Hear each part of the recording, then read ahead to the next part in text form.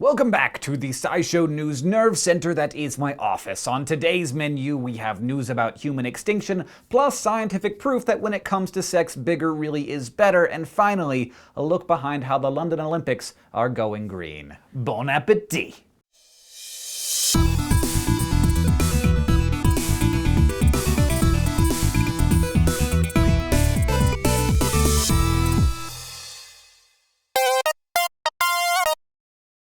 First, some new insights into the extinction of people and the extinction of everything. On Monday, an international team of archaeologists announced that we modern humans were, in fact, the main force that drove Neanderthals into extinction.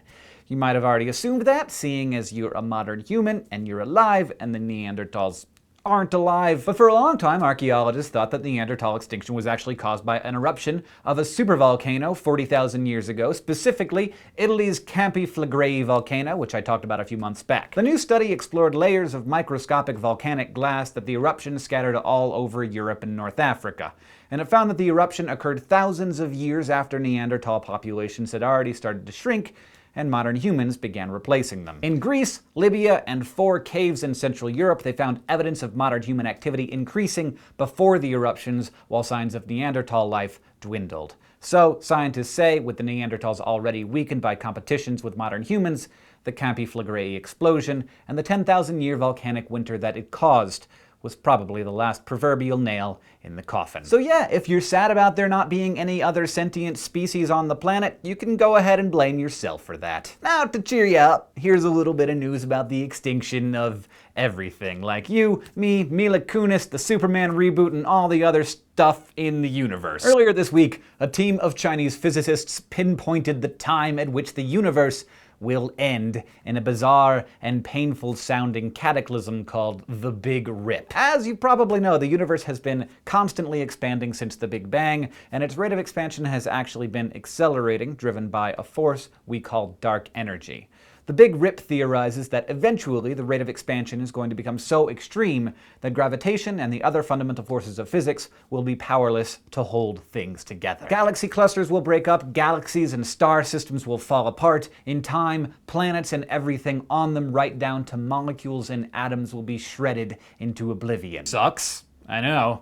But using what they call the most well-behaved parameters for dark energy available, the Chinese team says that this big breakup will happen in exactly 16.7 billion years. So you still have plenty of time to finish that term paper, find your mom a birthday gift, and watch all the comic book movies you want. The new research is published in the journal Science China. To learn more about the Big Rip, check out our citations below. Now, I'm happy to be the first to let you know this. Science has proven that 2 important assumptions we have about sex are indeed true. First, sex often comes at a cost, and second, size matters. In the journal Cell Biology this week, German biologist reveals that wild natterer's bats can actually hear flies having sex and attack them right in the middle of the act.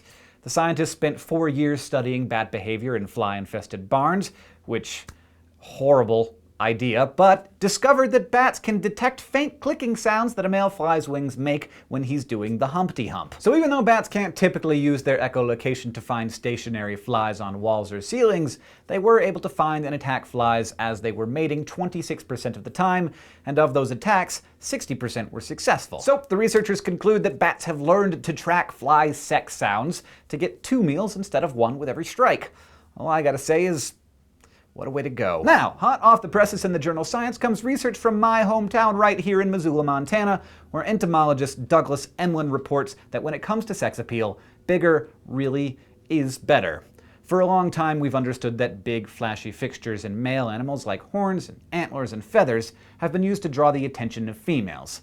But what those fixtures actually had to do with an animal's fitness has not been clear. EMLEN and his colleagues studied rhinoceros beetles and tinkered with their genes to see which ones most affected the growth of their signature weird-looking horns. What they found is that the genes responsible for the creation of insulin and other substances called growth factors directly influenced horn size. Insulin and growth factors are responsible for tissue growth and the overall size of many animals. So, the scientists suggest that big, showy appendages really do reflect the quality of the fitness of an animal. And another bit of news, I just wanted to point out that I managed to talk about this whole thing without once making a play on the word horny.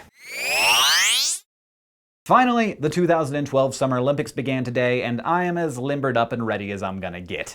I may not care a whole lot about sport, as Mitt Romney calls it, but I care a ton about saving the Earth, and this year's Olympics are taking some new measures that organizers say could make them the greenest games ever. Officials estimate that the games are going to bring 11 million people to London over the next 7 weeks, and at its peak, the amount of extra traffic will amount to 3 million more car trips than London sees on a typical day. So, researchers at the University of Leicester have developed a new technology to measure the impact that all of those people will have on London's air pollution. They call their new technology CityScan, and it uses 2 big spectrometers on rooftops to scan the skyline to create real-time, 3-dimensional maps of the atmosphere over the city. So instead of making a few measurements at specific locations, CityScan will be able to map pollution levels all over London all at once. CityScan will be specifically tracking nitrogen dioxide, which comes from car exhaust and is known to cause respiratory illnesses like bronchitis and asthma. Beyond that, organizers of the Games are taking some steps to make sure that the Olympics themselves don't add to the problem. For instance, these are the first games to track their total carbon footprint from the initial construction of all the facilities all the way to the closing ceremonies. And to keep carbon and air pollution down, cars have been banned from the Olympic grounds in London's East End. Only public transportation will be allowed. This may sound like a small step, but we know it works. Organizers of the 2008 Beijing Games banned 50% of private vehicle use during the Games, and the National Center for Atmospheric Research said this week that it cut the city's CO2 emissions by as much as 96,000 metric tons. In addition to trimming pollution, organizers have set a goal of adding zero waste to local landfills through a combination of composting, recycling, and reduced packaging use. They've gone as far as to color code all the packaging of everything sold at the Games with the receptacles that they should be tossed in, right down to sandwich wrappers. So, all of this is awesome, and good for them. Maybe this will actually encourage me to watch some of the Games, which is not something that I traditionally do. Thank you for watching this episode of SciShow News. If you have any suggestions or questions for us, please leave those in the comments or on Facebook or Twitter, and we'll see you next time.